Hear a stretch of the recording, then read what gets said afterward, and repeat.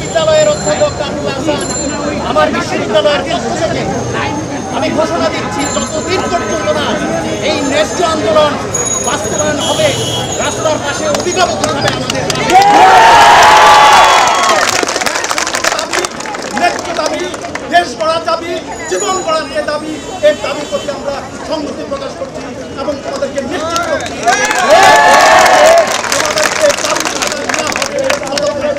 আমরা তোমাদের সাথে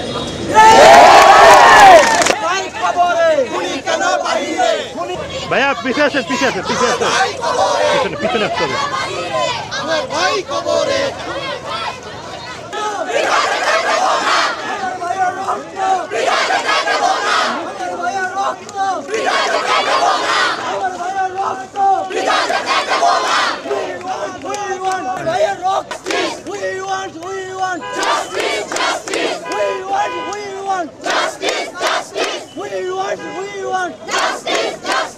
আমার ভাইয়ের রক্ত আমার ভাইয়ের রক্ত